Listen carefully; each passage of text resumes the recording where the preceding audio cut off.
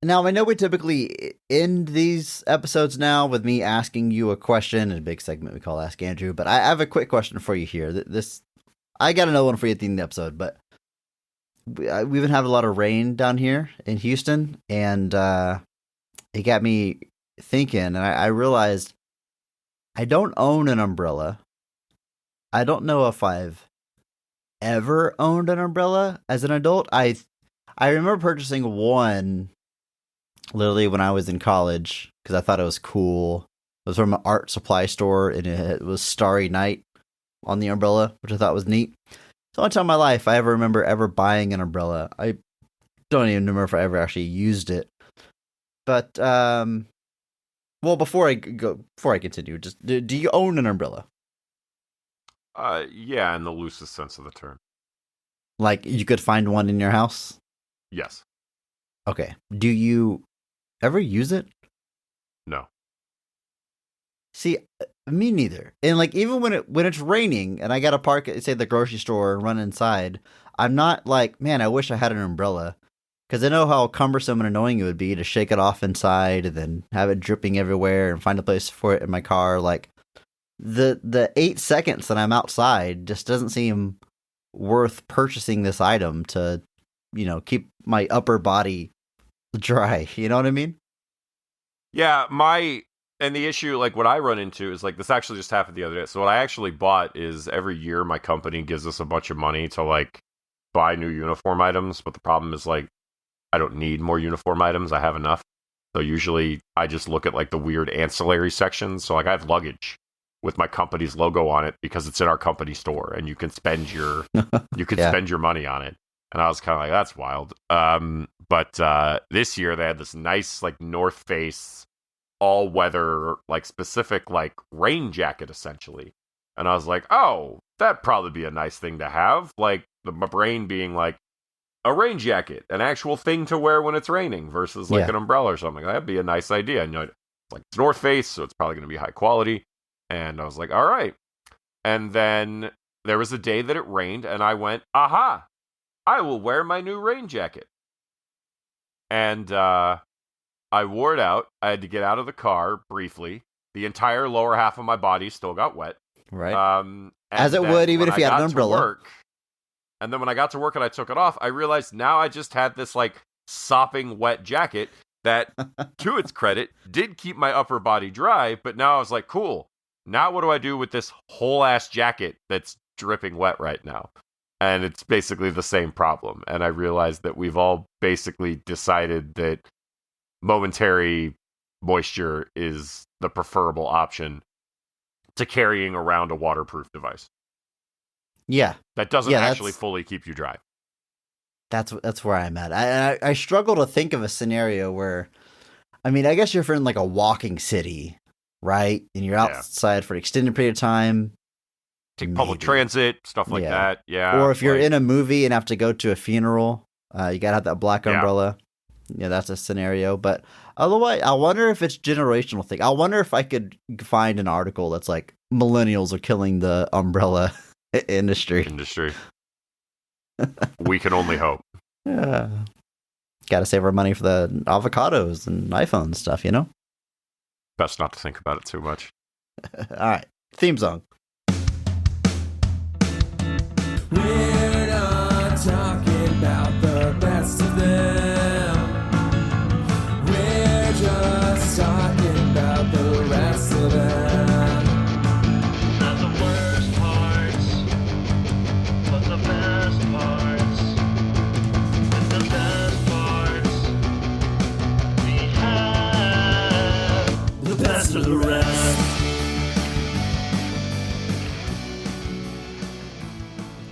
Hello and welcome to Best of the Rest. My name is Chris Logan, and I am joined, as always, by my co-host who comes from a long line of co-hosts, Andrew Williams. Andrew, say something to the listeners. Something to the listeners. Each week, we take a second look at a movie that was poorly received upon release and challenge ourselves to only talk about the things we like and what the movie does well. It's Nic Cage month, and this week we are talking the 2004 film National Treasure. Andrew, well, this is where I ask what your history is with the movie, but I'm pretty sure this movie has come up on this podcast in passing at least 15 times over the past 8 years, how long we've been doing this podcast. So I happen to know you are a big fan of this movie, but I guess I don't know, did you see it in theaters? Are you a fan since day one, or break it down for us here?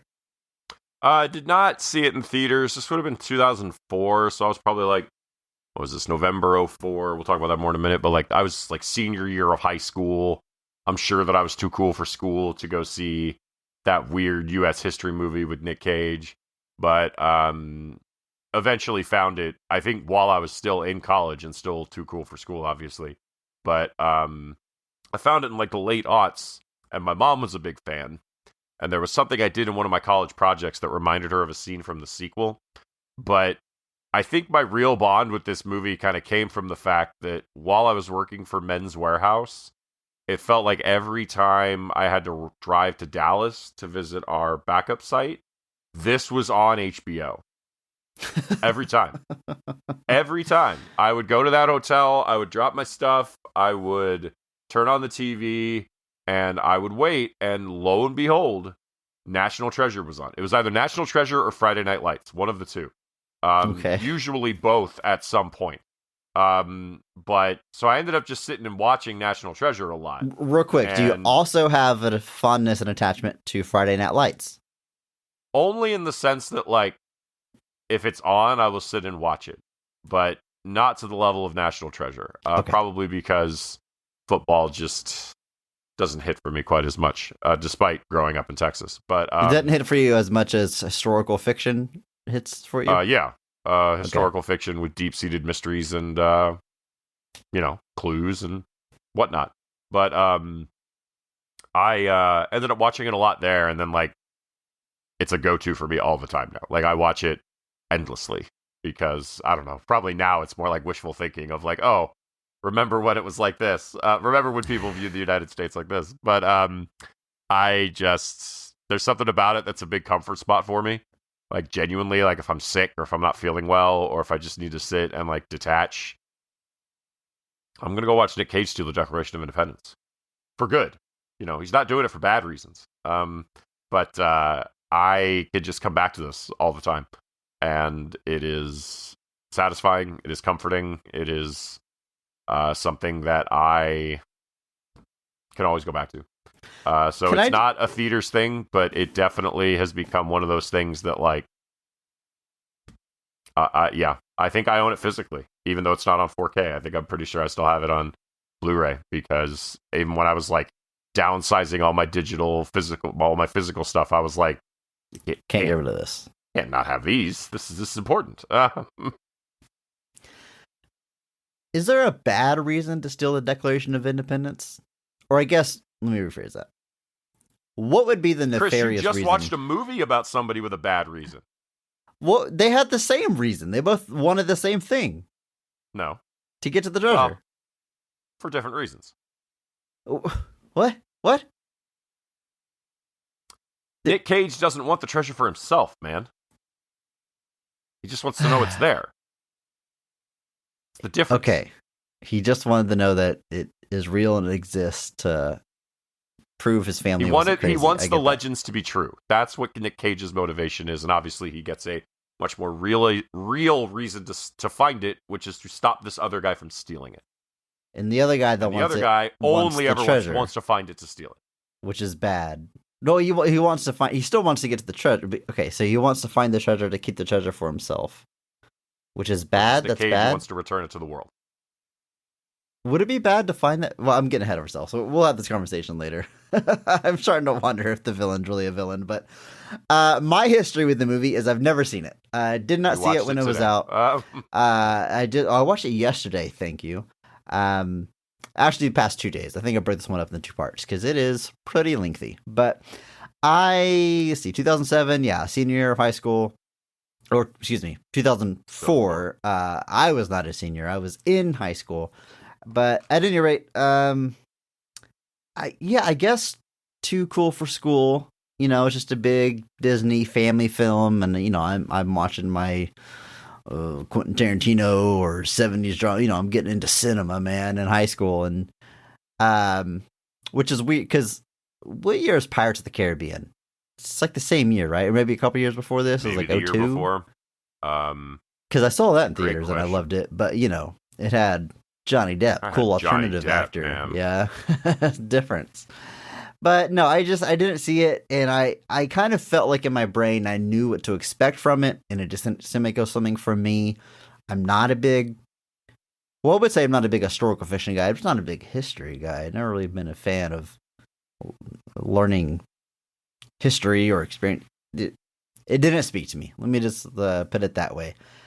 So I just never watched it. I never like had anything against it. But I never bothered checking it out until we decided to do Nic Cage month. And like we said last week, we want to kind of spread out our picks across his career, kind of hit different sides of Nic Cage. And this certainly represents, it's not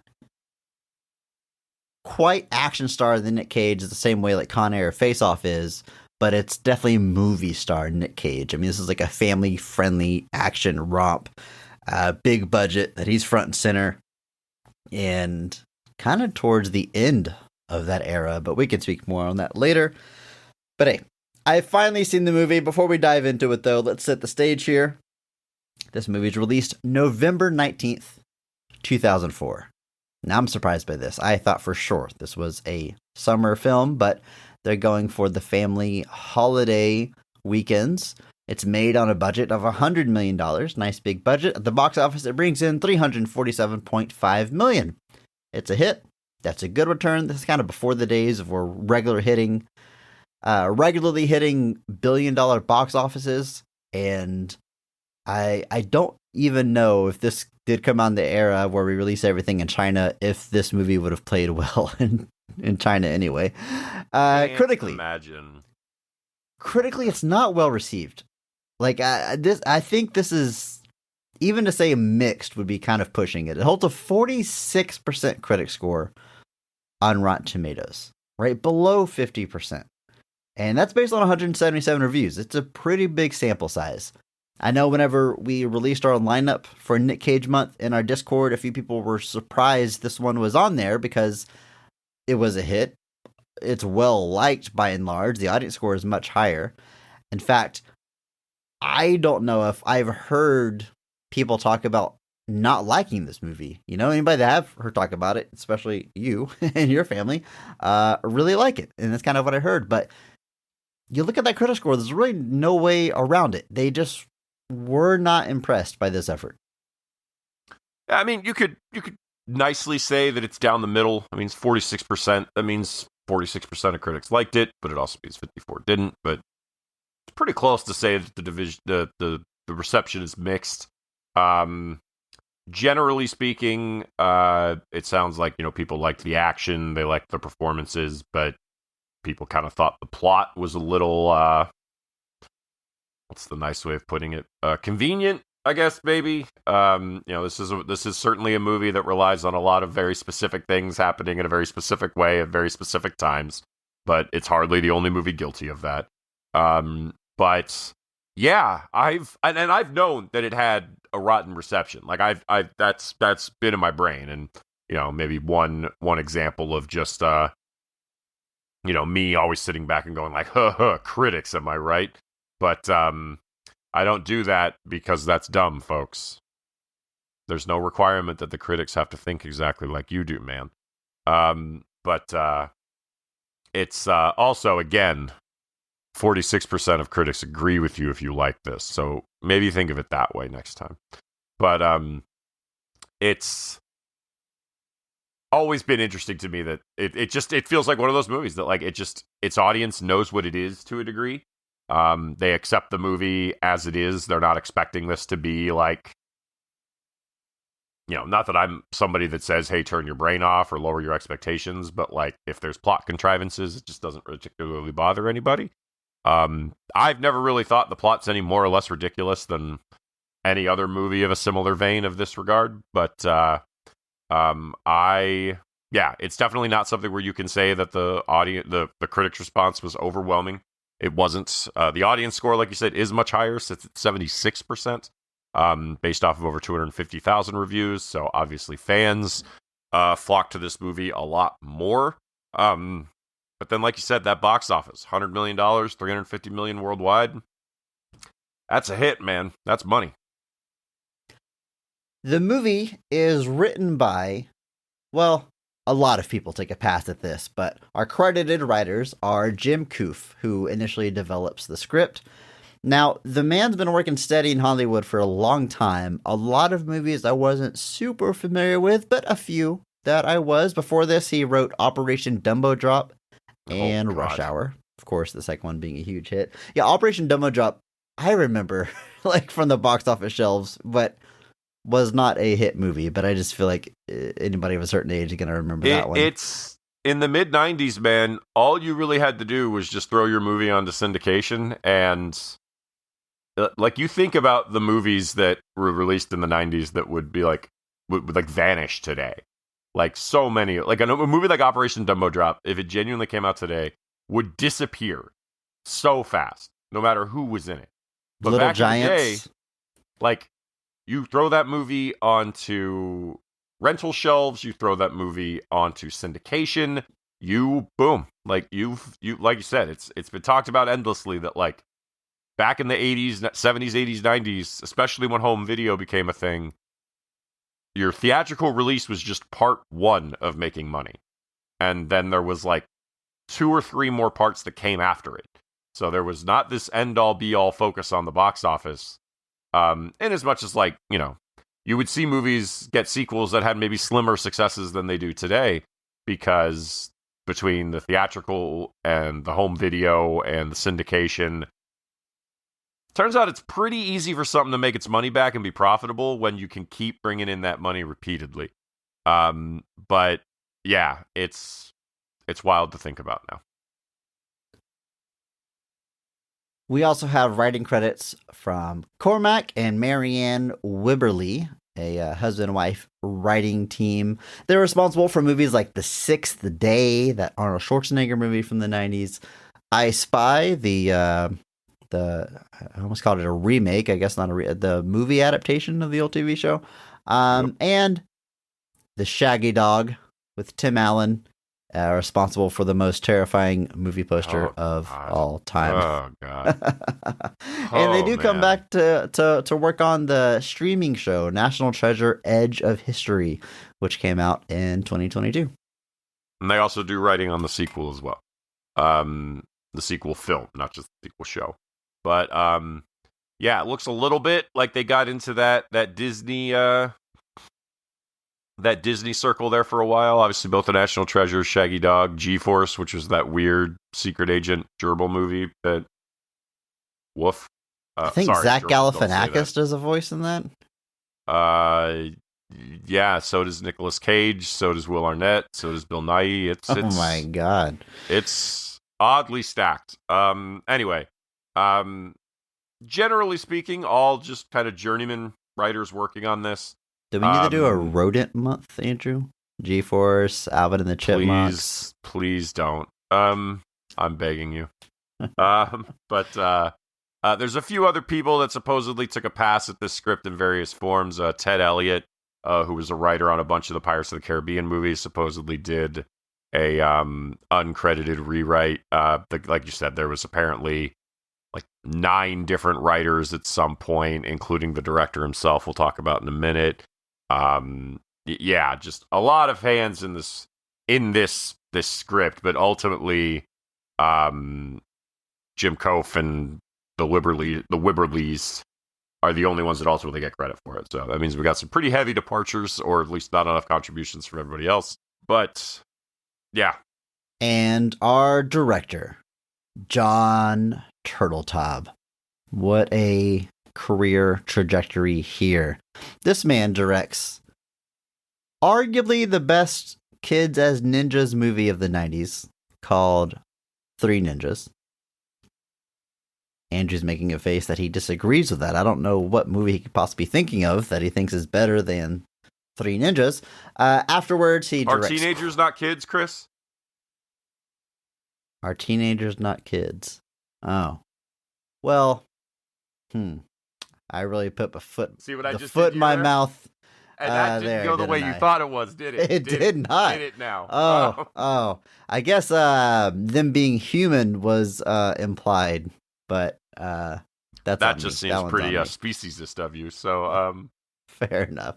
Fine. The second best kids as ninjas movie of the 90s. all right. Second, now we can get into the other discussion. Also directs Cool Runnings, which I think everybody Genuinely our great age movie. remembers quite fondly. Yes. Phenomenon, a movie Which we just talked about, I think. mentioned. Couple. Yeah, on episode Yeah. 200 as we're talking about John Travolta's career. After this would reteam with Nic Cage on The Sorcerer's Apprentice, a movie that friend of the show, my wife, is quite a big fan of, and she really pitched for us to cover that this month. It's not happening this month, but I gotta imagine we'll get around to it. And directed The Meg, the Jason Statham shark movie not too long ago. So still out there doing his thing, and John Turteltaub is just a fun name to say. I just got to throw that out. It is. It is.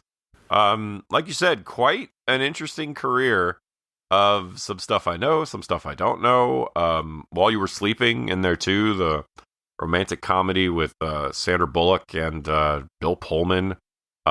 Disney's The Kid, which is that weird movie with Bruce Willis where he gets like confronted by a kid version of himself, like and then like stuff like Instinct, which is like a weird thriller film with Anthony Hopkins and Cuba Gooding Jr. and like so like all different genres, all different types, all different sorts of stuff, and then directs a movie about a giant shark. So like as far as I'm concerned, this dude's living the dream. Like, you know, this guy's gotten to do it all, basically. Like, and pretty cool. But also, yeah, one of the apparently does apparently take some writing, some uncredited passes at the script here as well. Just wild. He's the director. I don't know why that matters. Also does a bunch of television pilots. He's one of those guys that they don't seem to have an issue kind of calling in to direct some pilots. He did the pilot for that Rush Hour TV show they tried a couple years ago. But overall, just like I said, out there doing his thing. And does take on both of these. And hopefully, should the third one ever to come to pass, he takes a part in that one too.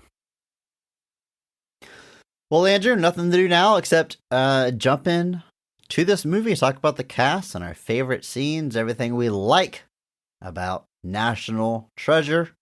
You ready? Yes.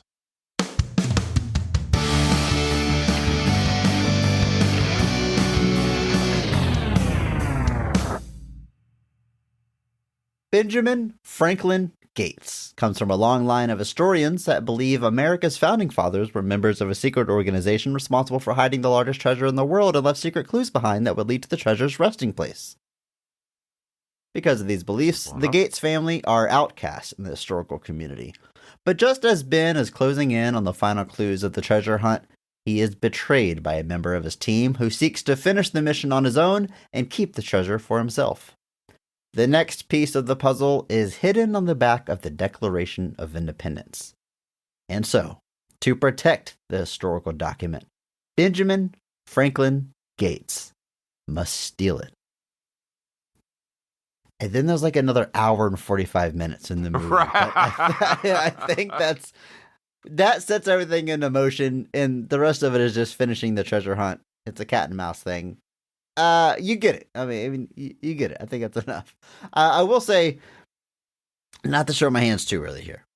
My hands? Look at my hands. Not to show my hand too early here. This movie, I had never seen it. It's exactly what I always thought it would be, right? Just from the treasures, Jesus, what is wrong with my brain? Chris has lost the ability to speak, folks. I don't know what has happened to the man. But look at my hands. Look at his hands. He doesn't know what to do with his hands. The treasures. Okay. From the trailers of the movie that, again, kind of catch you up on as much of the synopsis I just gave. You know he's going to steal the Declaration of Independence. You know there's a treasure hunt. You can probably guess they're going to find the treasure. It plays out exactly like I thought. You know, the historical fiction weaves in and out of actual historical events and stuff they might have embellished or completely fabricated. The vibe of the movie is very much what I thought it would be. But what I didn't expect is I kind of enjoyed this. I liked it more than I thought I would. Considering doesn't Something seem about like it, a man. genre movie that's up my alley, and considering that I feel like I already knew how it was going to play out, I still kind of got caught up in it and had a good time. Yeah, I did just check, Chris. He successfully does steal the Declaration of Independence, like right at 50 minutes. Like that's when he like gets away with it. And yeah, there's an hour and 10 minutes of the movie after, or an hour and 20 minutes of the movie after that. So it is definitely not just about that. But well, one, I'm glad you said that. We were about to start struggling as a podcast if you had come in and been like, thought it was a little overrated. Expected more from what you guys said. I would have been like, welp. Yep. But yeah, it's I mean, anybody who I think even knows this movie exists knows the general plot of stealing the Declaration of Independence. Like that's the whole meme of the movie. But there's so much more to it, folks. They then have to rub lemons on it. Does he steal a historical document in the second one? I mean, I don't want you to tell me. Don't tell me. We'll probably cover the second one. It's worse received. We'll probably get around to covering that at some point on the podcast. But Andrew, right now, we have to talk about this movie, specifically the cast of this film. And you know what we're going to do? We're going to start with the high point. Best casting, best performance of the movie, because every episode, we recognize one person who goes so far above and beyond the call of duty that they actually elevate the quality of the entire film with their performance. And we recognize that person by giving them the Mark Strong Award. Andrew, kick us off. Who is getting your Mark Strong Award for National Treasure? I don't really know how else this can go, at least not for me. I got to give it to Benjamin Franklin Gates himself. It's Nic Cage going 2 in a row for me in Cage Month. But and this is, oddly enough, it's similar to Con Air, you know, because I always do say National Treasure is just like Con Air. If Con Air was about stealing the Declaration of Independence instead of taking over a plane. Yeah, I mean, you just changed the Declaration of Independence into a stuffed bunny rabbit. You've got the same movie. All you had to do was put the Declaration back in the box, Ben. But put the Declaration back in the bulletproof frame. Back in the box. But only in as much as like you're not watching Cage like go insane here. Like there's no moment where like there's still Cage-isms, don't misunderstand me. Like there's still moments where he does Nic Cage things, but like there's no like unhinged like there's no freak out moments like there is in there's no freak out, like no face off moment like we talked about last week. Yeah, there's no moment where like Nic Cage just goes full Nic Cage. I do think it's closer in this one than Con Air. I think it's a little more Nic Cagey in this movie than Con Air. Yeah, I mean, obviously, just the nature of what he's doing adds a sense of absurdity to the proceedings. But the way he plays this character, and you can call it a topic of modern political elements, whatever, but just the way this man speaks about the history of this country, the founding fathers, this like the way he views it, you know, I wish I could look at America the way Nic Cage does in this movie. The reverence he has for it, the kind of not just respect, but almost the way he treats it. This is not a small thing for him. Like when he steals the Declaration of Independence, he does not do that because he wants to. He does it because he feels like he has to. Because if he doesn't, this bad guy's going to get it, and he's potentially going to destroy it. And so everything he does is not for the gain of himself. It's for what he believes is what's necessary for preserving or expanding on history. So there's a selflessness to this character. There's a morality to this character. There's an idealism to this character that I just like a lot. Basically, Nic Cage is playing Superman in this movie, for lack of a better way to put it. And he never really got a chance to do that until recently, but that's basically what this is. Nothing he does Superman is because for his own benefit. because of his selflessness. I thought you were going to say because of his Yes. belief in what Commitment America to the American way is No. supposed to stand for. I mean- like he's not in both Superman and Benjamin Franklin Gates' case. Like it's almost like they don't believe in what America is. It's more like the promise of the forefathers. It's of what not America- yeah, it's not an inherent saying that like America is not, they believe in its full potential. And Yeah. not just what it is, but what it was. They're not afraid of what it was, but they also believe that, those ideals can be embodied in a modern way, in a good way. But so I've always liked that about the character. Characters like that always do resonate with me, just where the motivation is never selfish. It's obviously similar to Indiana Jones. Indiana Jones does not go hunting treasures so that he can keep them for himself. He returns them to the places they're from. And sometimes the motivation is simply just like knowing that it's there. There's a line in Indiana Jones and the Last Crusade that I will always remember, and I've always liked it a lot. And because the plot of Indiana Jones and the Last Crusade is a similar idea. Both Indiana Jones and the bad guys are looking for the Holy Grail, but there's a question, and then they, of course, run into a group that is dedicated to making sure nobody finds it, because they don't want anybody to find it. And he runs into one of those protectors, and they have a big face-off. It's the scenes where, like, they're on a boat that's being, like, sucked into a propeller, and it's getting, like, decimated in real time. Very cool scene. But he finally resolves itself, and he's talking to this guy, and he goes, ask yourself this. Why do you seek the Holy Grail? Is it for his glory or for yours? And just that simple question of why is it that you do this? Is it for the betterment of the thing, or is it for yourself? And obviously Benjamin Gates falls into, it is not about himself. It is the opposite every time. And so in that regard, I will always like characters like that. I will always resonate with characters like that. And it works. And obviously, the way he speaks about this, I will acknowledge that it's a little cheesy. Maybe flies into the American exceptionalism stuff a lot, but you don't believe that this character is malicious in anything that he does, and it works for me. And so, in that regard, 2 weeks in a row for me, going Nic Cage.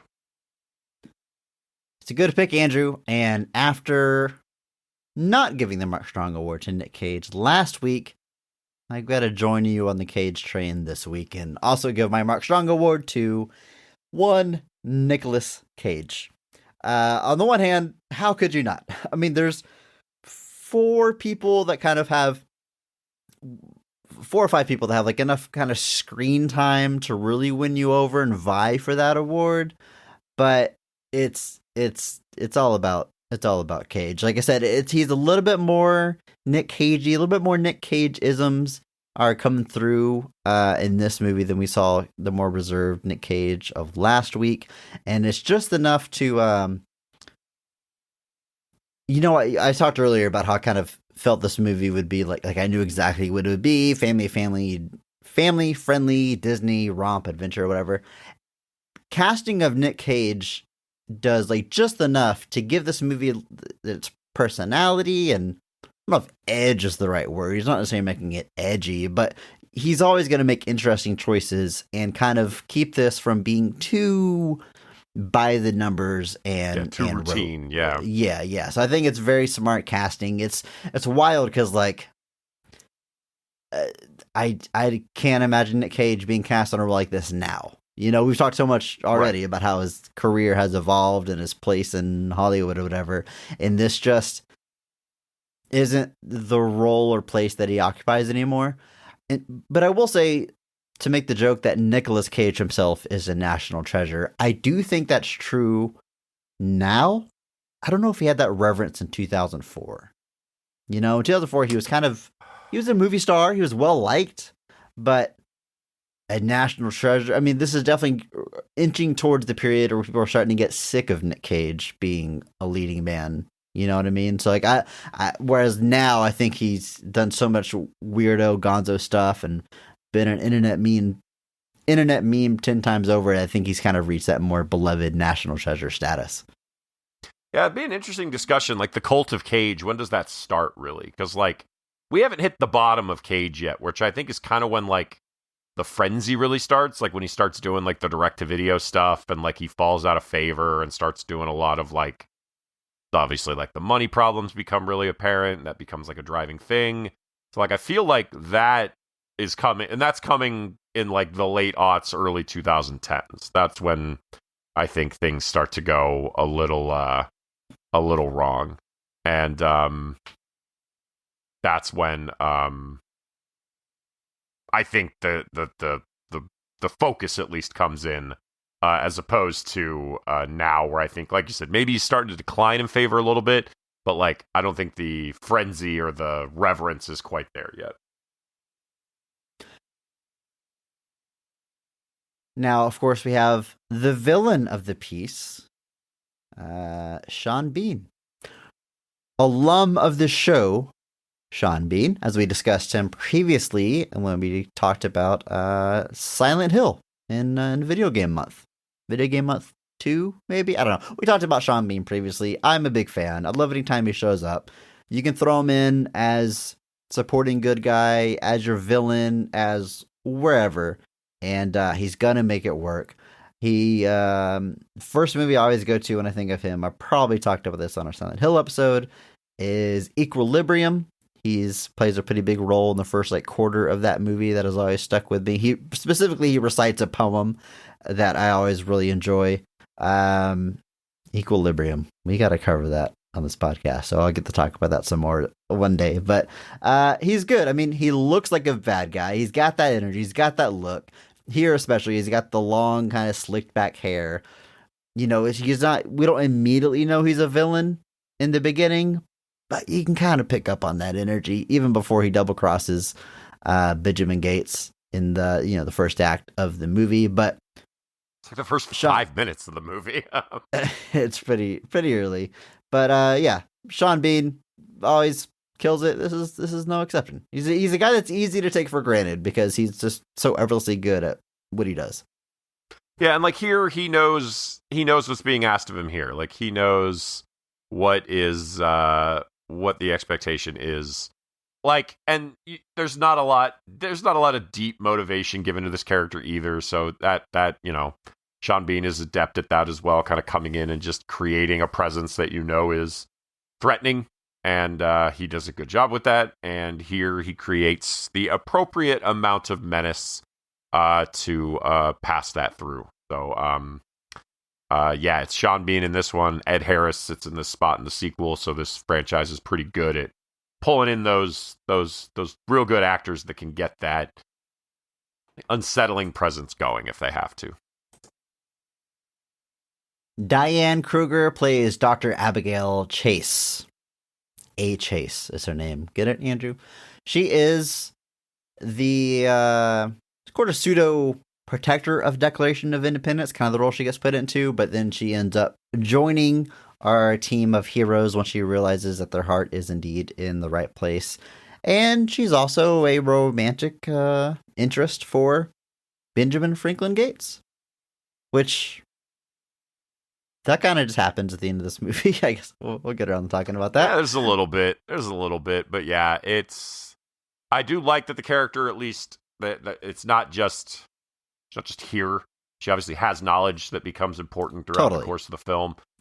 She never gets kidnapped by Sean Bean and held for like ransom. Like it never devolves to that. She's helping solve clues. Opposite. She's Nic Cage gets captured by Sean Bean, or like gives himself up to Sean Bean.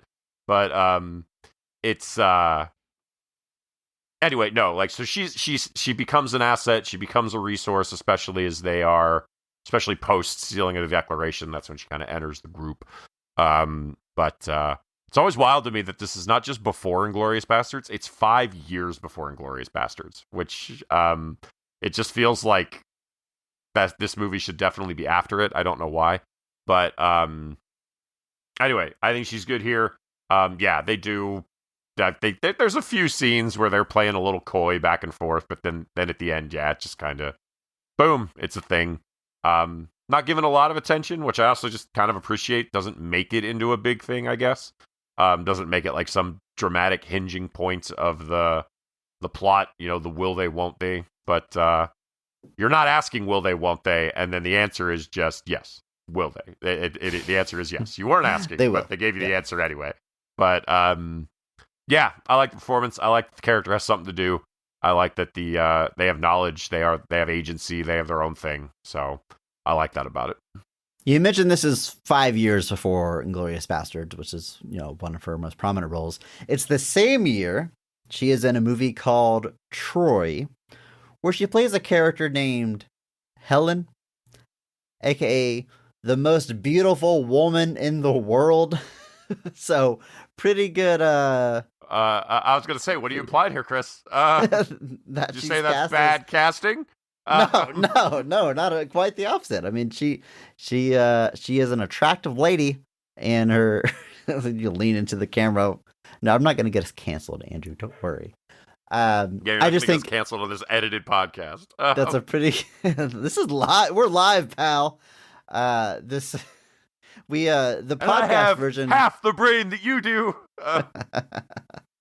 The actual the podcast version, hits podcast networks a week after the live version airs on public radio in Chicago, just like This American Life. WBEZ, Chicago, folks. National Public Radio. All right. Justin Bartha is also in this movie. He plays Riley. He is really Benjamin Gates' like man in the chair, as it were, although he's 100%. Always in the field with him, but that's kind of his role. The tech guy, he hacks into surveillance systems and et cetera, et cetera. He himself seems to have an interest in history, but obviously not nearly to the level as Benjamin Gates. And he is the comic relief of the film. He is constantly whipping those quips out there to, to mix results. #BP. But he's doing his part well as the young guy in the movie. I feel like that's his role. He looked familiar, and I was like, what do I know him from? And I think it's from The Hangover, where he plays Doug, the guy that's always friend, yes, lost throughout the entire movie. I remember, the first one comes out, it's a huge hit. I'm a big fan. It was great to finally see Zach Galifianakis, hit the big time, et cetera, et cetera. But I remember when the second one was announced, I was like, oh, that's cool. Cause like now Doug can like be part of the action, whatever they're going to do in the second one. This guy, he really got sidelined in the first movie, can now be part of the fun. But no, the second movie was like the exact same plot where Doug is missing the entire time. So, yeah, I know him from the beginning and end scenes of the Hangover movies.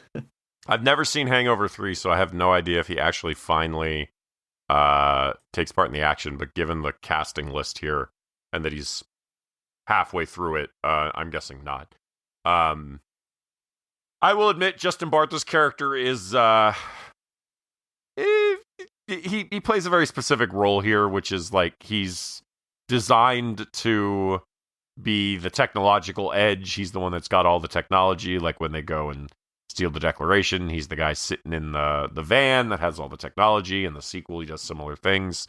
He has a very specific role, which is that he doesn't know any of the history stuff the way that Nicolas Cage does. He has one moment that he gets to know something that nobody else does, and I do like the line he has. He's like, oh, this is what it feels like to be you? I'm just going to sit in this for a second and enjoy this. But I can see how it might be #PP, a little grating for some, that it feels like his energy is a little bit of a departure from... His vibe goes against the vibe of the movie sometimes, is what I guess I could say. Like, it feels like fair. He doesn't quite fit sometimes. Like this... There's this heavy reverence and respect for everything, and then he can just be this guy who's like, I'm dumb. Can you explain that to me? And it's like, not, okay, we were having a moment. We were doing really well, and then you had to go and do this. But overall, I think it's a fine character. He, like I said, he comes back for the sequel. Also, apparently shows up in the show, which I admittedly have not watched because I lost Disney Plus for a while when it was coming out, and so I will eventually get around to it, especially if that long gestating third movie ever comes to be. But for now, perfectly fine. And that brings us to alum of the show, and I believe Mark Strong Award winner, no way to check, Jon Voight as Patrick Henry Gates. It's interesting that Nicolas Cage is, as far as we know, the third Gates that's involved in this history thing, but it's kind of implied that there's even more generations, but he's the only one that has like a Benjamin Franklin Gates, like just a straight up historical name, unless Patrick Henry is someone that I'm just not familiar with. Yes. Damn it. 100%. Halfway through this, I'm about to be like, Chris, not familiar with Patrick Henry, are you? Andrew, who's Patrick Henry? Patrick Henry was the first and sixth post-colonial governor of Virginia. He was the guy who said, "Give me liberty or give me death."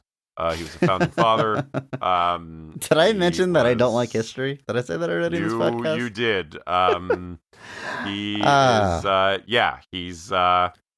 He is "Give me liberty or give me death." That was basically a big moment in the Revolutionary War. So, well, listen, I'm gonna leave all this in the episode. I'm just gonna show my ass and all. It's okay. It's okay. I respect it. I don't know if you caught this, but the grandfather's name is John Adams Gate, and now that's a guy I've heard of. There's several people in history named John Adams. The beer, right? He started that brewery. Jesus Christ. All right, Jon Voight. Samuel Jackson. What's your problem? Here's what I love. I mentioned alum of the show, right, from Anaconda. Anaconda was 7 years before this, 97. And Anaconda, he is like this man's man survivalist. He kills someone with his thighs in that movie. And then 7 years later, he's playing like this helpless grandpa that gets like abducted and stuff. It's so funny what can happen in 7 years. And just, I guess, acting. But it's just funny to me how close in proximity those two roles are. But it's Jon Voight. You know, we talked about him at length in Anaconda. There's some stuff about him that we don't really want to sit here and praise, but as an actor, he for a while there always delivered, and this is no different. It's interesting casting. I don't know if he didn't necessarily look like Nic Cage, but I guess I buy that he's his dad. Sure. Yeah, Nic Cage is 61. Jon Voight is 86. So the age gap actually sort of is there for them. Yeah, in a way that it's not with a lot of others. Not like I think when Sean Connery played Harrison Ford's dad, there was a 12-year gap between them. But yet nobody questioned it. It worked. But yeah, he's here. Obviously, there's knowledge that Jon Voight's character has. His character is interesting because it's like he was obsessed with finding this treasure, and then like got super disillusioned with it. Basically, thought it was all nonsense and kind of just gave up on it, and just kind of never really looked back since then. And throughout the course of the movie, obviously gets pulled back into it, and realizes that maybe it wasn't so far fetched after all. But that kind of cynical, kind of bitter man who kind of gave up on the dream, as it were, it comes through really well. As far as just being somebody who just doesn't believe that, you can see the hope that disappeared from his eyes, and then when he finally does realize that it's real, you can actually see it come back. So in that regard, it's very effective. Harvey Keitel is in this movie, which I did not know going in, and that was a nice surprise. I mean, again, let's talk about a legend of the screen. Harvey Keitel is like, again, legendary actor, been in so many like great films and high profile roles, but I feel like he's just below like household name. You know, he's not Robert De Niro or Al Pacino or anything, but he's got roles Still that in are Copland. still in Copland, which is all that matters. Copland, I mean, just, Mean Stallone, Streets, Reservoir De Dogs. Niro, and a bunch of those guys are in Copland. Sure. Yeah. He's the Wolf in Pulp Fiction. I mean, he's done it all, but he's just this guy rules. He's cool as hell. I love his look here with the gray hair and the goatee he's got going on. He is the FBI agent that is tracking down both the hero and villain of this movie, just whoever is stealing the Declaration of Independence. He is promising that someone has to go to prison for all of this, and it's good. It's a good role. It's fun. I wish there was a little bit more of Harvey Keitel, but I'm happy to get what we can get. You know.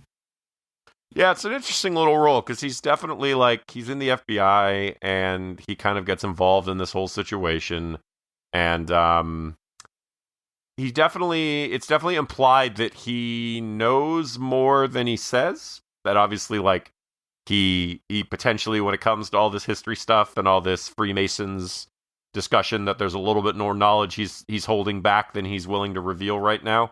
But in that regard, I've always liked Harvey Keitel. Like you said, he actually brings in just a great little punch of, what would you call that, Chris? Gravitas. There it is. Thank you. But yeah, it's good to see him. Like I said, I wouldn't be sad if there was more of him in these movies. I know he apparently also shows up in the show, and apparently the character has dementia in the show, which makes me kind of sad. But okay, that's interesting wrinkle. Bit of a twist. He obviously, I mean, he is in his 80s now, I guess. So I guess is he really? He is. He's 85, which is old. But yeah, he's great. I mean, Pulp Fiction, Reservoir Dogs, From Dusk Till Dawn, National Treasures, Thelma and Louise. I mean, he's great.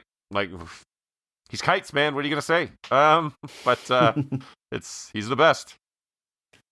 That covers really all of our main players for such a big epic movie that takes place across a variety of locations. It's a relatively small scope on characters, but I'd be remiss if I didn't mention one. Christopher Plummer is in this movie as the aforementioned John Adams Gates.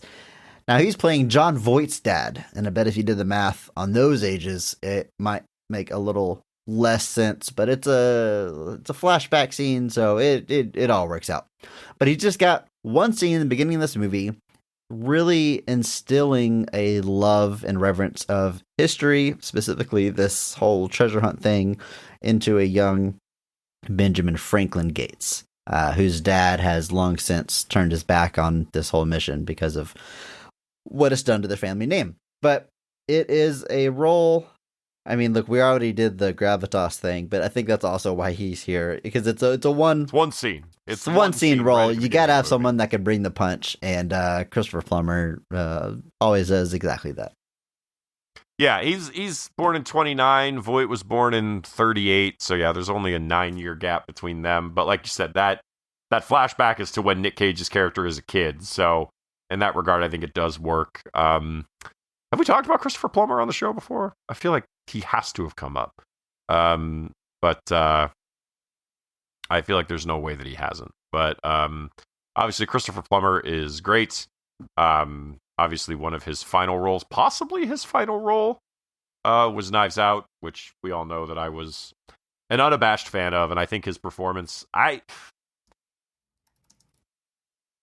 Out. You think about he's the Mark Strong Award for Knives Out? That's a little much, but I don't know, because he's just not in the movie very, very much. But do you want to go on record with who your Mark Strong Award would go to in Knives Out? I mean, I'm assuming it's either him, Craig, or Chris Evans, but maybe Anna de Armas too. Maybe Michael Shannon. Jamie Lee Curtis over there too. It's a tough one, man. It's a tough one. But just point simply being that Christopher Plummer was putting in amazing performances until the end.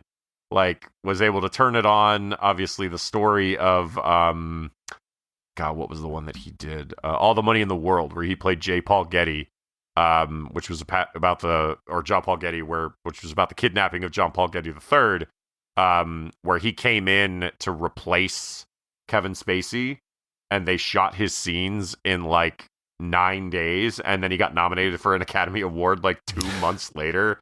Like, just speaks endlessly to the work ethic of this man, the professionalism, and just the sheer talent to be able to do that, to be able to come through and be on that level on such short notice, no less. I think it speaks for itself. And then so in this moment, all he's doing is coming in and punching up that early scene, giving that kind of gravitas. We already said it, but to that early sequence, kind of setting the stage for this treasure map that we're on. This kind of setting all the seeds for where we're going to go. And when you're doing that, what better man to get than Harlan Thrombey himself? Looking at his filmography, I don't think we have actually talked about him before, but he's apparently in Priest, which has been on our list of movies to cover ever since we only covered comic book movies, so maybe we will get around to talking about him again. And he ripped a Nazi flag in two in The Sound of Music, so, like, that dude knows what's up. All right, Andrew, let's jump into the scenes of this film, starting with the best scene in the movie, or at least our personal favorite. So, in your opinion, when is this movie firing in all cylinders? What is the best scene of National Treasure? I mean, it feels cheap to say, but it's the stealing of the Declaration of Independence. It's the stealing of the Declaration of Independence. There's no question. Yeah. It's this ridiculous, like, sequence that follows all sorts of different paths. You get, like, the weird infiltration aspects, you get the escape, you get the car chase, you get everything. You get him purchasing the Declaration because they think it's a prop in the gift shop, and you get all sorts of fun stuff. But this is it, and like I said, you would think this is the climax of the film, but it literally happens like 45 minutes in. So it's like a Mission Impossible movie that way, like the biggest set piece comes in the center. Yeah, it's because Mission Impossible, it's obviously the lowering from the ceiling into the computer room. The helicopter crashing in the train tunnel later is definitely not on that level. Ghost Protocol, it's all about him climbing the Burj Khalifa, which building. is in the middle. Yeah. And what else? Let's keep testing this. Dead Reckoning, it's the jump at the beginning, right? But no, the motorcycle jump in Dead Reckoning, which is in the final act. It's a big one. Mission Impossible 2. Mission Impossible 2 is like the opening scene. Like him climbing the cliff, I feel like is the big stunt of that one. The extreme moment, yeah. Anyway, but this is the best stuff. Like you get the infiltration, you get all the setup that they've done, you get him sneaking in as a maintenance worker that they don't question whatsoever. It definitely, like, it's odd because it's not a pre 9/11 movie. But, like, there's moments where it kind of feels like it is, if you understand what I'm saying. Like, okay, I didn't know when to bring this up, Andrew, but this does have the fun energy of a pre 9/11 movie when things just weren't so bleak. It's after 9/11, but in the years following 9/11, there was a huge surge in, like, patriotism. And I think that's the climate this is coming out of. A reverence for America and what we stand for. That's fair. So I feel like it's just at the exact right crossroads to kind of have that fun pre 9/11 energy, but focus it all on how great this country is. How great it could be. But anyway, but just like the casual way he gets through security, I was just like, man, you would never put that like in a movie now. Like that would never, like people would be like, what? But like he impersonates a maintenance guy, gets in, has the tuxedo under like the coveralls. I love that, like he's checking himself in the mirror and Justin Bartha's like, how do you look? And Nic Cage just goes, not bad. And then sneaks out into the party. All of the stuff he's doing here, all the weird spy stuff with the thumbprints, I'm pretty sure all of it's nonsense. I don't care. Like, it doesn't bother me. You know, the goal is understood here. He steals the thumbprint. He figures out passwords. Who would use Valley Forge as a password with no symbols or numbers or spaces? I don't know, but this person does. Someone that loves America. History. Yeah. Not me. The French, the German actress Diane Kruger loves America so much. Anyway, it's so the heist itself is really fun. Obviously, then he runs into Sean Bean. I do want to also shout out David Dayan Fisher plays Sean Bean, Ian's character's number one guy, Shaw. And he looks even more menacing than Sean Bean does. He just looks like a guy that'll rip your spine out and it doesn't bother him. He'll rip your spine out and then be mad you got his clothes dirty. That's the kind of person that he feels like to me. But so we get this big extended. So I actually kind of love the scene where they face off because Nic Cage like hides behind the Declaration when they shoot at it, but it's okay because it's bulletproof glass. And so at that point it kicks into another gear because you do get this back and forth where like Nic Cage is infiltrating, but at the same time you see the much more brute force entering that Ian and his team are doing as they're trying to steal the Declaration. And obviously, folks, the implication and the understanding here is that earlier in the film, we have discovered that there is a treasure map on the Declaration of Independence, supposedly. That is what prompts the initial discussions about stealing it, which is where Nic Cage and Sean Bean's characters diverge originally, because Nic Cage is like, there's no way we can do that. That would be ridiculous. And Sean Bean is like, but I have ways. And basically leads to the understanding that Sean Bean is only in this for himself, whereas Nic Cage just wants to see the treasure. So at the point there, that's when the gunfire starts. That's when the car chases start. We get a bunch of different stuff there. We get a big back and forth car sequence where Diane Kruger's character ends up caught in the middle of it. And she ends up in the car with Nic Cage and Justin Bartha's characters, and they have the real Declaration with them. They pull a subterfuge and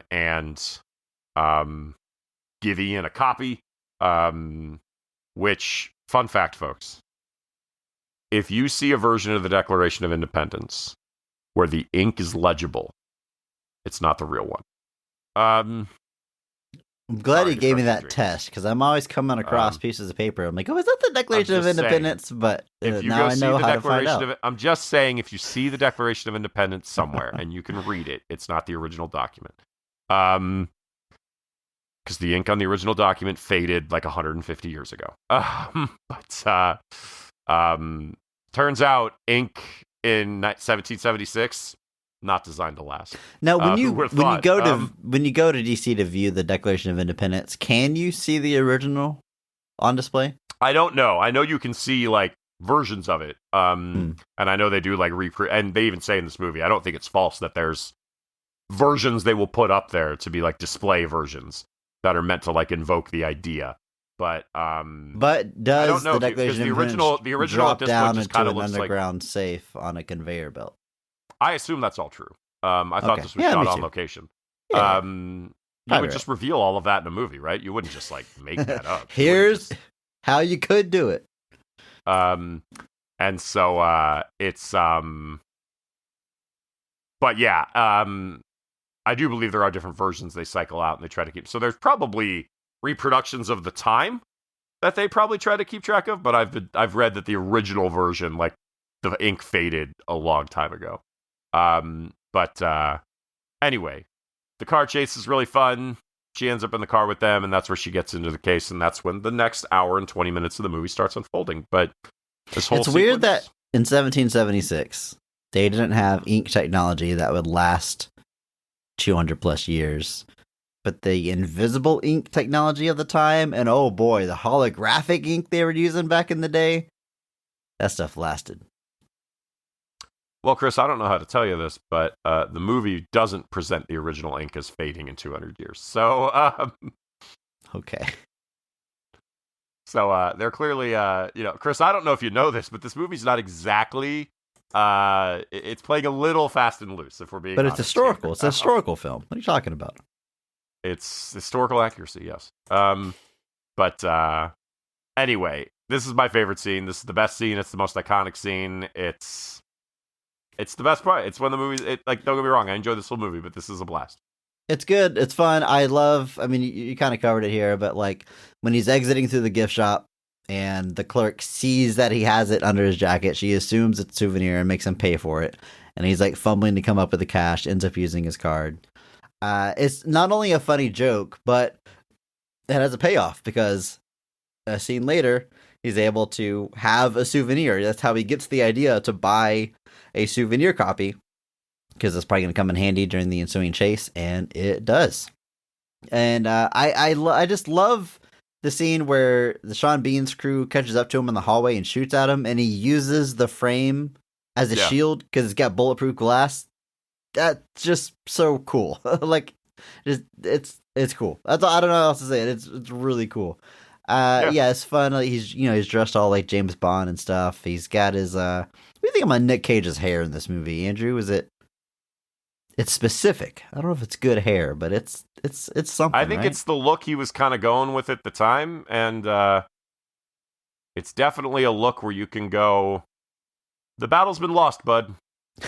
Yeah, he's kind of like a Sting in his WrestleMania match. It's like, you're trying to hold on, but like I said, as somebody with it, I get it. Trust me, I understand.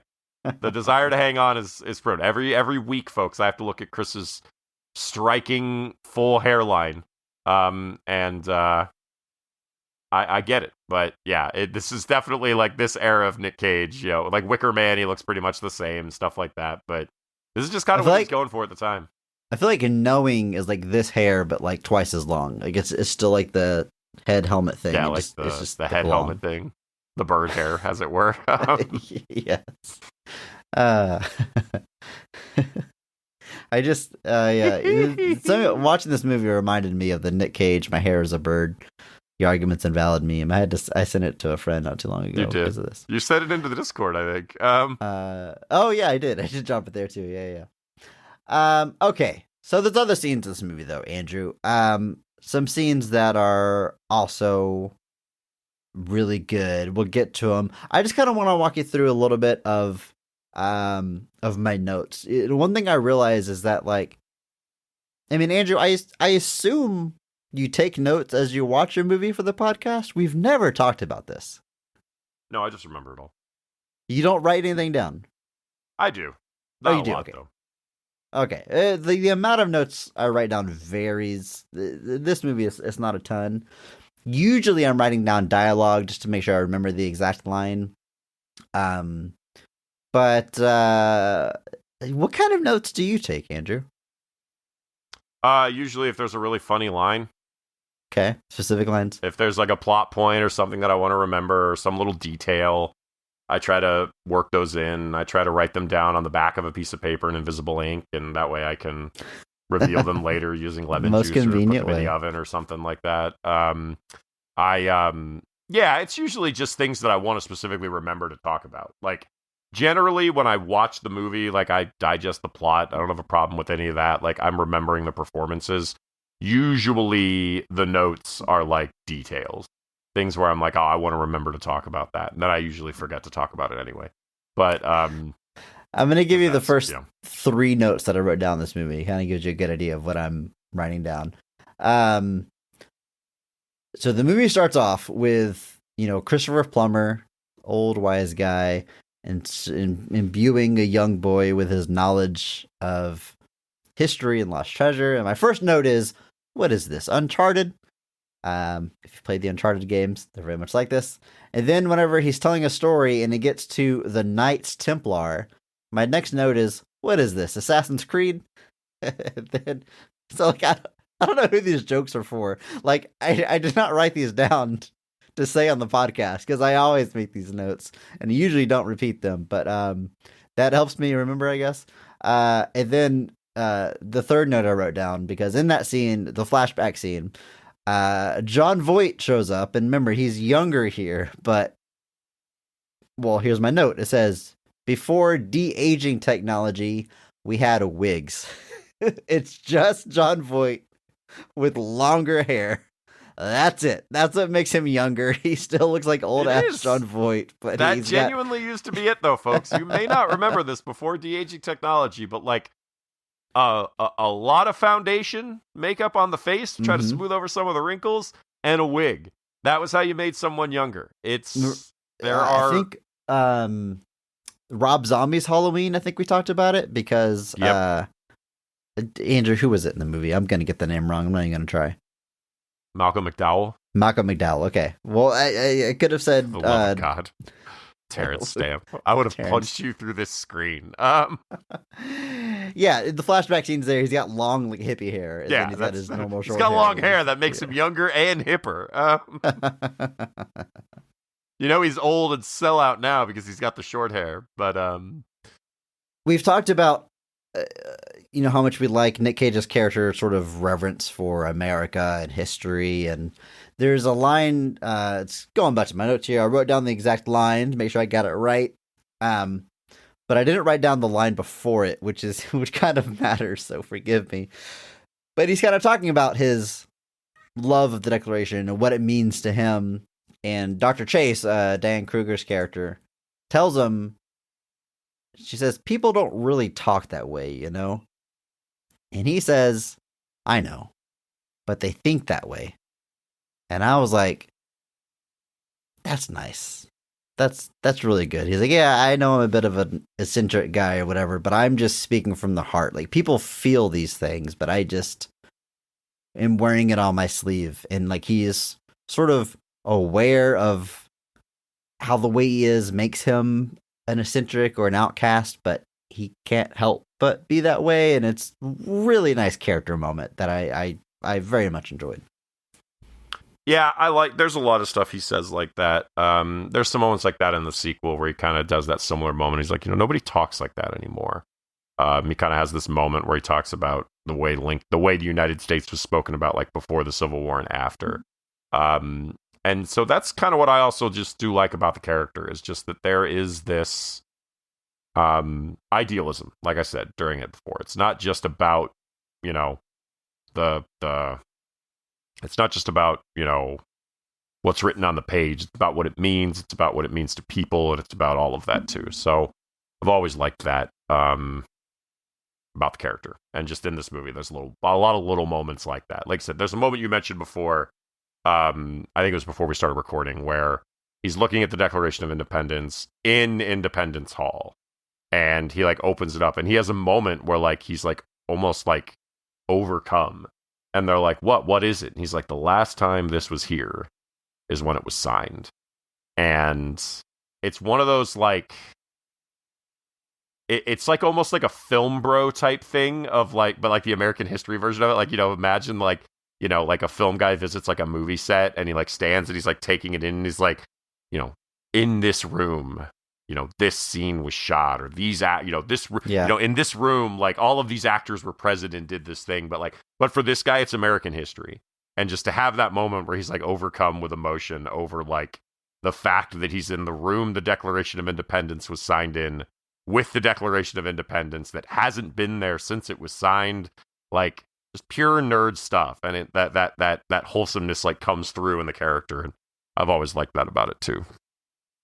Yeah, that's really good. Andrew, did I blink and miss something? They're in DC. They steal the Declaration of Independence. They're following the clues. They put lemon juice on the back, and they figure out it's going to lead them to where they got to go to Independence Hall.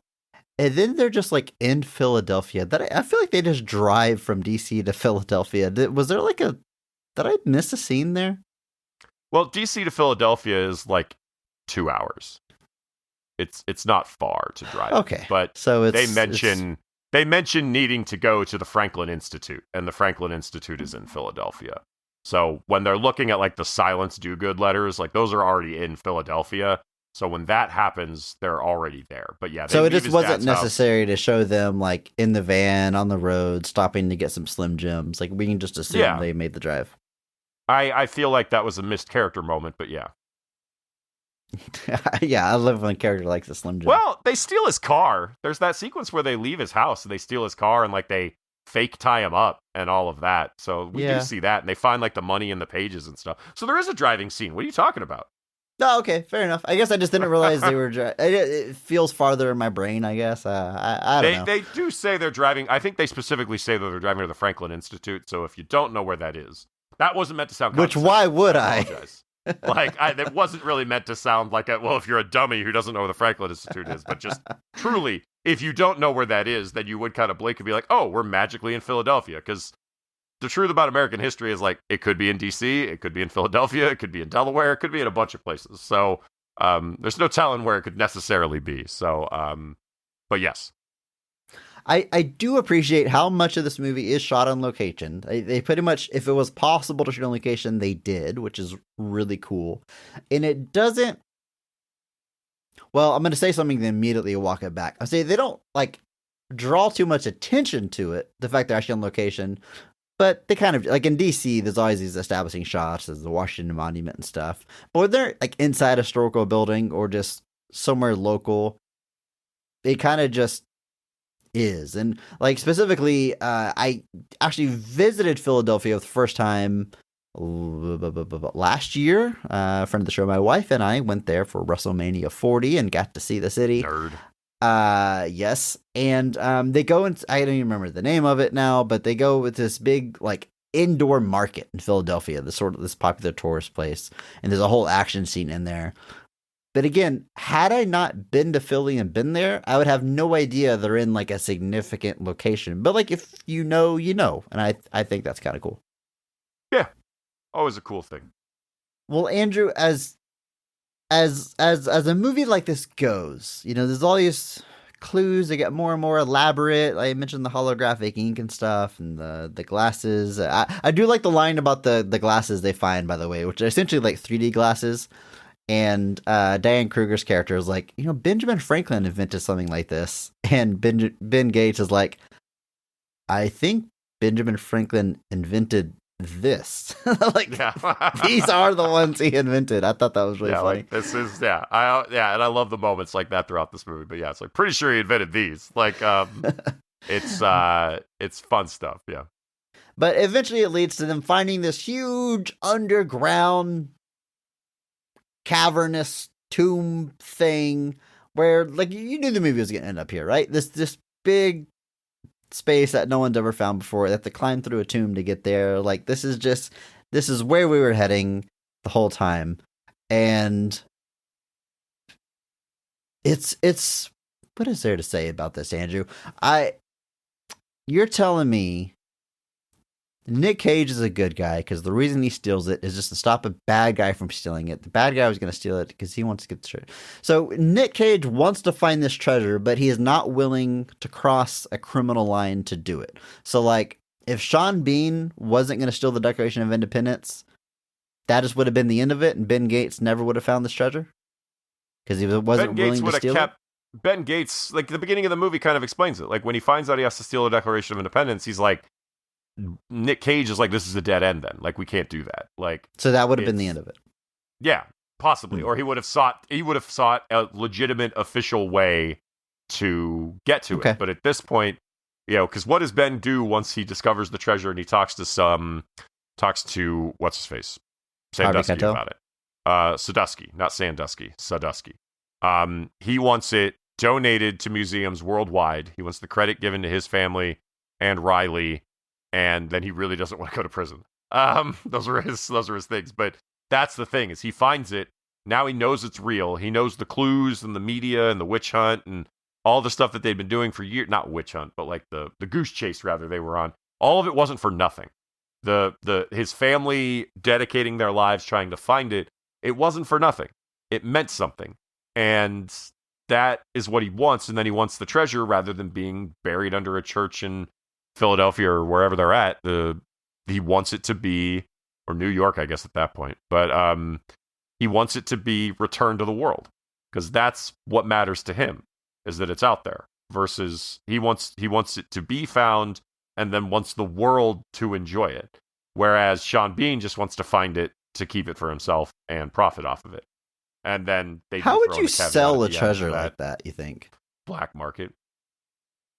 I I guess. guess. But I feel like the historical significance is what makes it so valuable. So, like, I feel like the black market would be hard to. I also don't understand. Sorry for throwing us that. I don't understand. This treasure was too powerful for one king to have, so they had to hide it. What does that mean? What does that mean? They hid the treasure because the one person should have it. Because the idea is this treasure's been passed down through ancient times to now. Like, it's not a new treasure. It's been around forever, in a way. And I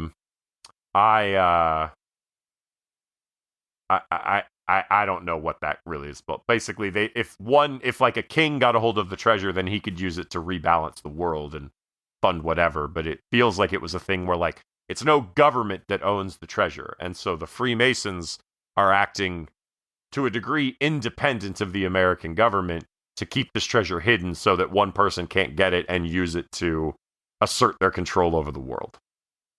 What I'd guess. Okay. All right. Fair enough. It's as good an explanation as anything else in this movie. But, It's good. I do like that. His idea is to donate it. It belongs to the people. Everyone should be able to enjoy this historical stuff. That's really cool. There's this reveal, Bartha's character. I keep scrolling away from it. Riley, in this like sort of epilogue scene, is like, I can't believe you didn't agree to 10%. Keeping 10% of the profits. And he's like, no, that's too much. It just didn't feel right. He's like, yeah, we had to settle for 1%. And then like he jumps into a Ferrari, and Nic Cage has this giant mansion he was able to buy. And I love this thing is like the last joke in the movie basically is Riley's character drives away, but he clearly can't drive this car. Like he drives into the lawn, he keeps stopping, like he doesn't know how to drive stick. I thought it was pretty good. Yeah. So yeah, they do throw in that caveat that despite turning the treasure over to the world, Nic Cage still got some money out of it. But it's a fun little caveat. I've always liked it. And but I do love that reveal of the treasure. Like when they have this weird thing where like there's these paths of oil that like you light with a fire and it illuminates the whole room, which sounds very temporary. It reminded me of The Mummy, where they tilt the mirrors to light the room. Yeah, it's a very similar idea. And then there's this moment where like Nic Cage and Jon Voight are like looking at the room and they see that it's real, and the joy on those characters' faces and almost the relief on Nicolas Cage's face is very palpable. It's a moment that works a lot, in that like Jon Voight realizes that no, it wasn't just crazy, and Nic Cage is now relieved almost that it was real, and they're just that moment of like, it wasn't for nothing. The thing our family has dedicated its life to, it was real. It wasn't just us wasting our time, and there's a satisfaction in that. So, Andrew, I feel like this movie, again, to what I expected from it, but it's just enough greater than the sum of its parts that elevates it just enough that I'm like, it's a good time. Thumbs up. Approve. Good. Excellent. Really would have been a problem if it wasn't.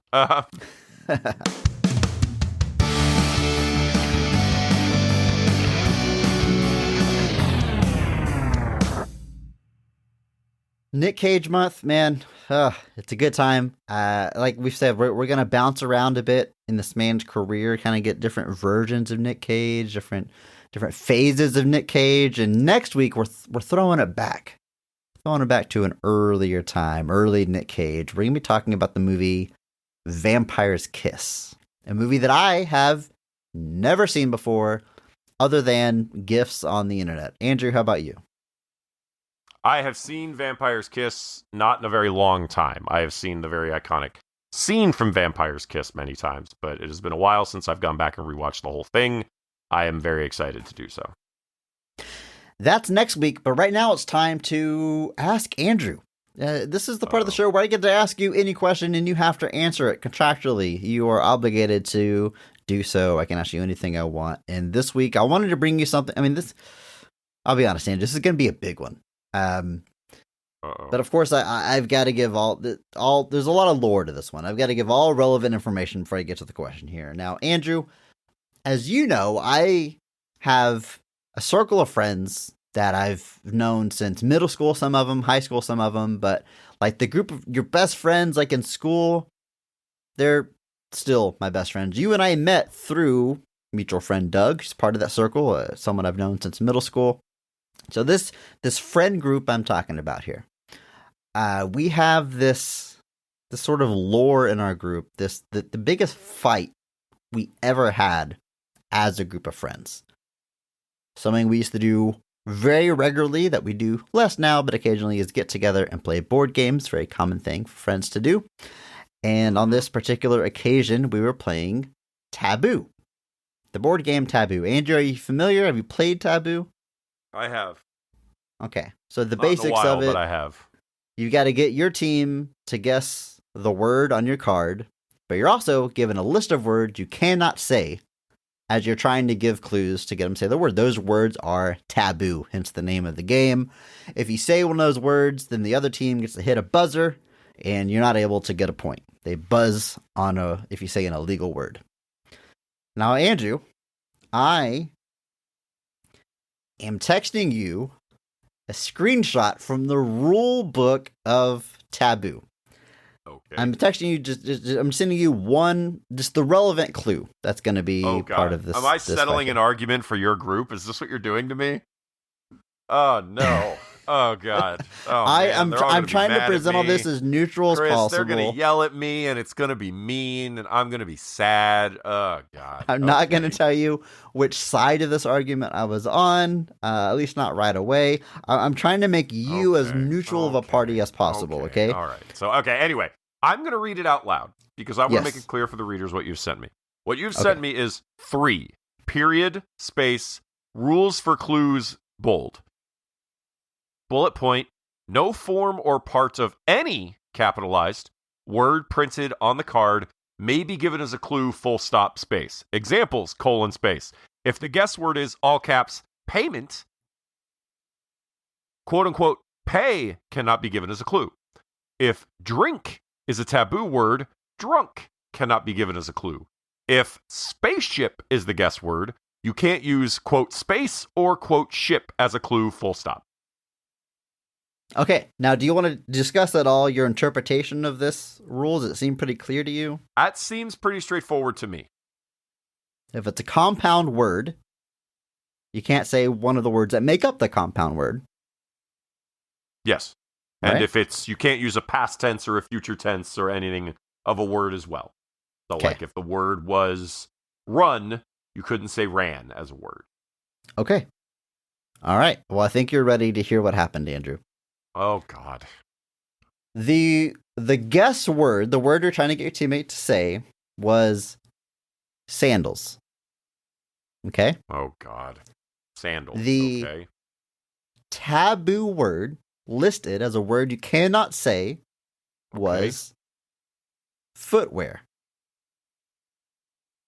Okay. So, again, we're setting the stage here. Okay. The word you're trying to get them to say was sandals. Yes. Among the list of taboo words, this was not the only one, but among them was the word footwear, all one word. Correct. Okay. Which it Now would I'm be. about to tell you what happened, and I Okay. don't feel the need to answer right away because take your time to digest this and think about, reflect on the rules, and come to your conclusion. Okay. The clue giver said,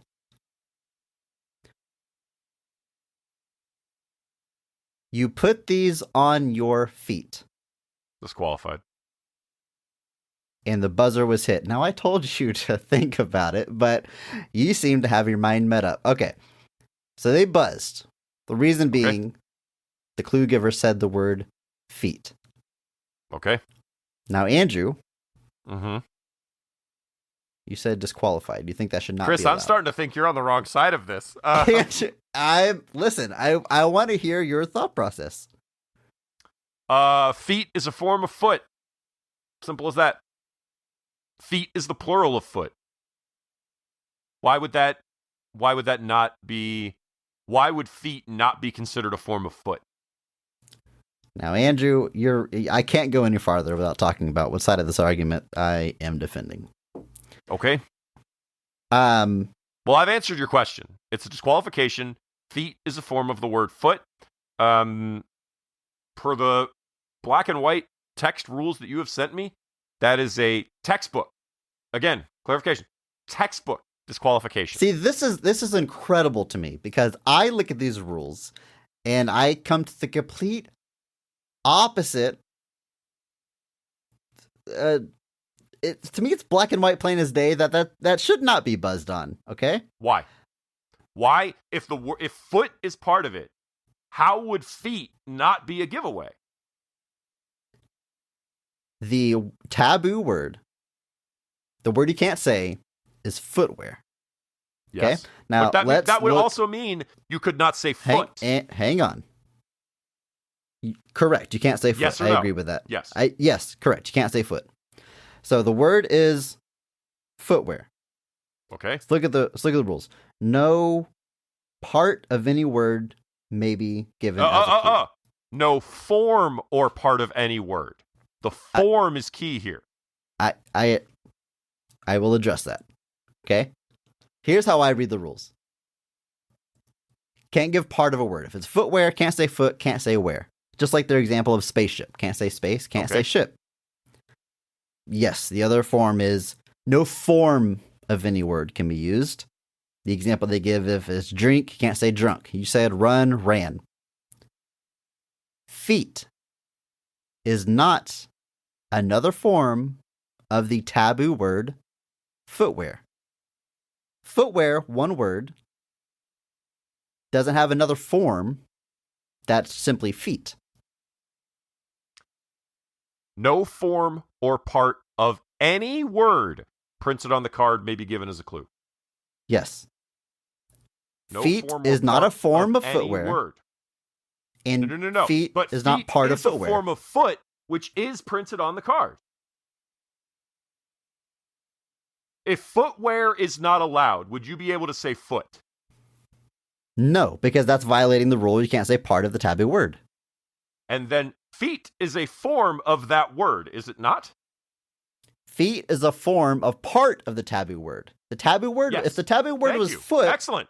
Folks, we've solved the mystery. We're done here. this is wild to me. This is insane. No, it's not. No. It's not wild. I don't know actually how you're missing this. I don't I understand. think Because you are your mixing these what you two would be rules saying- together to make a No, I'm brand new not. rule. No, I'm not. This is no form or part. This is not and. This is or.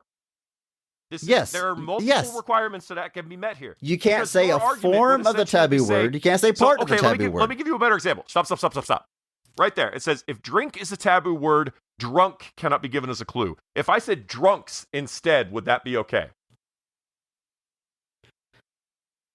All right. If drink is the taboo word and you said drunks, like an alcoholic, Yes. well, you are saying drunk when you say drunks, which Yes. is another form. You are saying another form of the word drink. So no. Yes, I am. And so are you when you say feet.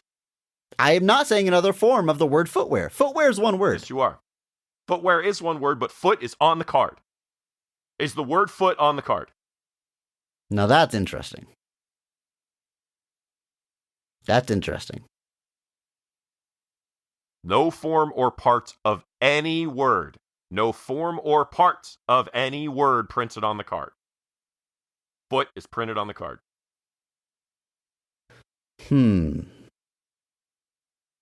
Because if I said feet wear, obviously it wouldn't be allowed because I'm still saying wear. But, if I said, clothes for my feet, that would definitely imply footwear.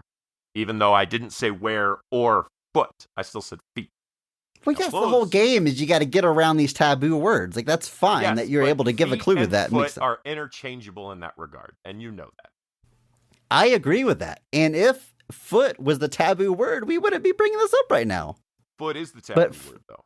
Footwear is the taboo You're word. conflating and saying footwear is the word, ignoring that foot is part of that word. And by the rules of taboo, that means any part of that word is taboo, which includes the word foot. No form or part of any word. I just don't read it that way. This is so weird to me. No form I don't, or part so of any. In your mind, if I take part of a word on the card and change its tense, it's acceptable. No. What's unique? Listen to me. What's unique about this is that the plural of foot is feet. If the plural of foot was foots, then yeah, you're saying foot. You're saying part of the word, but you're saying feet, and it's not feetwear; it's footwear. So you're saying the loophole of the fact that the plural of feet is not simply foots means that you're not saying the word footwear. Correct. When you say feet, you are not saying part of the word footwear. Yes, you are. You are saying a past tense of the. You are saying a. You're saying a past tense of part of the word, but not the word itself. Plural tense of part of the word. Yes, no form or part of any word. The word foot is part of the word footwear. No, you've lost at this point. No, I don't. You absolutely have. I'm telling you. Absolutely know it. I'm telling you, this is so black and white to me, but you're not. It is not. I'm. This. When you have a word like footwear, you are the per the rules. You have effectively said the word footwear is taboo, but the word foot and wear are also taboo. You couldn't say the word foot. So why can you say feet? Here's how I read the rules, and I'm not trying to change your mind. It's not going to happen. Wrong is my point. There's no. You've already explained how you read them. No, Andrew. Is that feet is not a plural of footwear. I've already know your argument. It's wrong. You don't need to explain it to me again. The taboo word is footwear. Listen. The taboo word is footwear, which includes the words foot and or wear. You could not just say foot. Right? You cannot just say foot. I agree with this. So if I literally just pointed it and said clothes for my feet, that would be fine. As far as you're concerned. 1,000%. And the person will probably say shoes or socks. Nope. The word sandals. Andrew. No form. Listen. No form. Is the word of any word. Andrew, is the word feet found? Is the word feet part of the word footwear? Is the word feet found in footwear? Now you know what you're doing. This is how my brain reads these rules. I'm not trying to gotcha you. Like I know you're not going to change your mind. But is the word feet found in footwear? When you say footwear, the word feet. Just like the word drunk is not found in the word drink. Correct. Yes. Yeah. But there's two parts to this rules. The examples they give is spaceship. Can't say space. Can't say ship. Okay. Right. So footwear. Can't say foot. Can't say wear. That's right. Like we're all in agreement here. Sure. Can't say another form of the taboo word. The taboo word is footwear. One word. Footwear is one word. It does not say no form or part of the taboo word. It says no form or part of any word printed on the card. No form or part of any word printed on the card may be given as a footwear is the word printed on the card. Which means you couldn't say foot. And what are the other forms of foot? If sandal is the taboo word, if I say a in my given a clue, would you buzz me because a is a form of and is found in sandal? Don't do that, man. Don't do that. Don't reduce it to the absurd just to make me look stupid. It's because that's not it. You know that's not it. You know that's not it. You're saying, because to me, your option presents way too many abilities to just phone it in. Why don't you want to do the work? Why aren't you respecting the integrity of the game?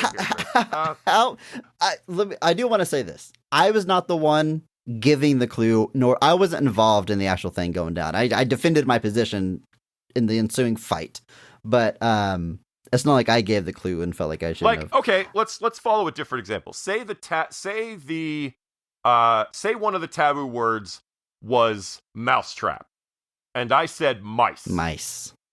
That would be acceptable to you. Mousetrap. Because the word is mousetrap, but I am saying the plural of mouse instead of at. So are you suggesting that that would be allowed? Because to me, that would be ridiculous.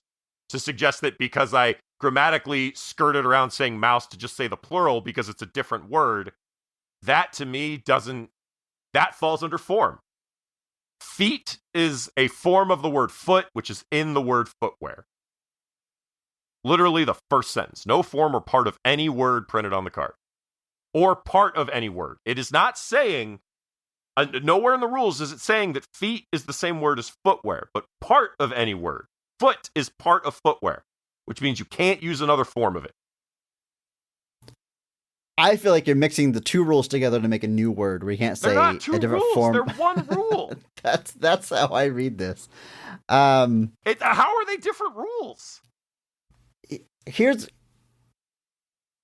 We're gonna agree to disagree. You probably won't even agree to that, but I've argued this point more than any other point in my entire life, and it is what it is. It recently came up on Discord, and I got to do this with a whole new group of people. They're gonna love hearing this because you agree with most of them. It came up because in a similar game, different game, someone said pony as a clue for bronies, and they thought that was taboo, and that kind of led me to me doing this discussion again. In my opinion, the people who made taboo should have just made foot the taboo word. Because then you couldn't say foot, couldn't say feet, and couldn't say footwear. No question. I don't know why they made it footwear. To me, that complicates this to the point where we are now. But, yeah, there it is. There it is. Feel free to weigh in the Discord. If you read this rule any differently, it is my life's mission to find the person who wrote this rule book and present this to them and see what they say about it. I truly and honestly, Andrew, as black and white as it feels to you, it feels that way to me, just with the complete opposite conclusion. And it blows my mind that it's so. We can both look at this and be like, "See, I'm right." If you spent your life rubbing lemons on the back of the Declaration of Independence, maybe you'd be more enlightened. Don't forget to add heat, Andrew. All right, next week, Vampire's Kiss as Nic Cage month continues. But until then, just remember that maybe not every movie is great. But all movies have greatness. Thank you to Mark Benavides for singing our theme song. You can find him on Instagram at NotThatMarkAnthony. And thanks to Mitch for the music. Check him out on Twitter at I'm a Biggie Boy, and check our show notes for the SoundCloud link, and check out our store on TeePublic for some Best of the Rest merch. And if you enjoyed this episode, please share it with a friend. That's the only way that we grow. Follow us on social media at BOTRcast. Thank you.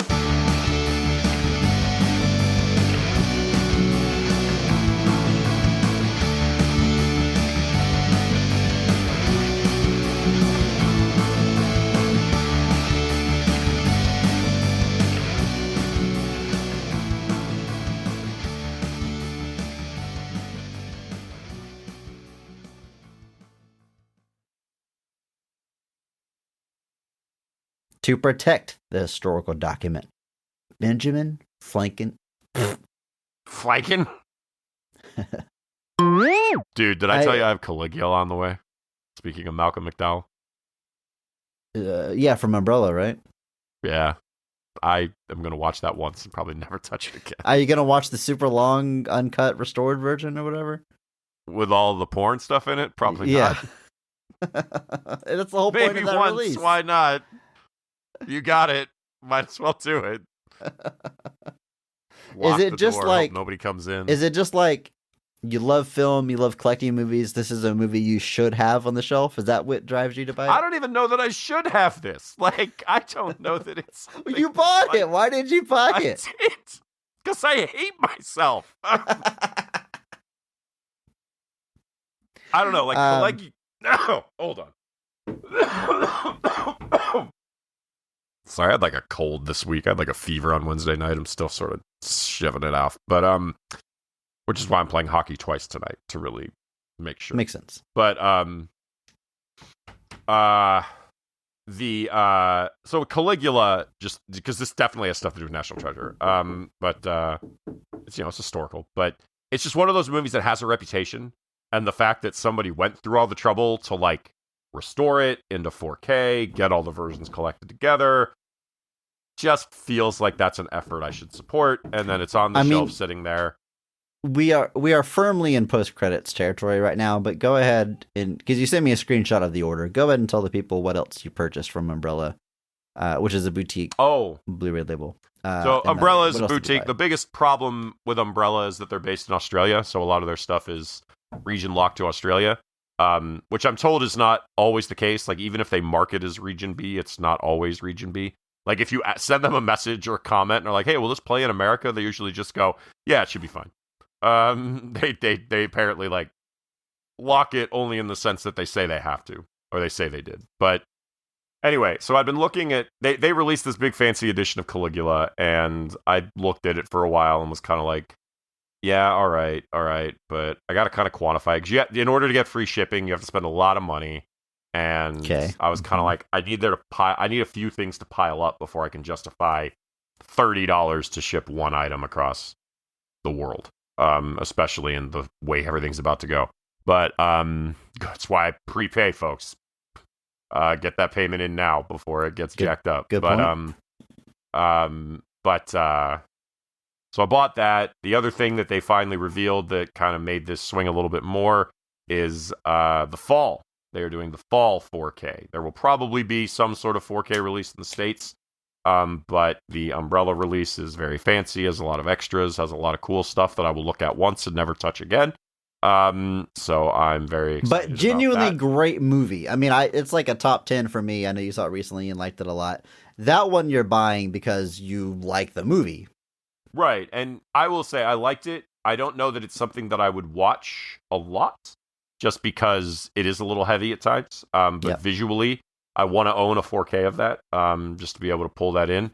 But the actual trigger point decision of why I made this order is that it was March 10th, and that was Mario Day, and they discounted their 4K super fancy edition of Super Mario Brothers 30%, $30 down to which $70. The live action 90s movie. This is not the animated Mario. You can buy that here, folks. This is the 1993 Super Mario Brothers movie, starring an English man and a Hispanic man as Italian plumbers. But I just thought all three of these, the fact that the Fall is genuinely like, I'm glad someone put in that work. The other two are like, Caligula is like, it's just a notorious thing in film due to the way it was made and the story, and just the choices that were made. And then with Mario, I'm just like, you know what? This is a guilty pleasure. And the fact that you're doing this, I want to support it. I want to do it. So, yeah. I'm excited to see a picture of those in the physical Probably be a media month. channel of the Discord. Yeah. Yep, it'll happen.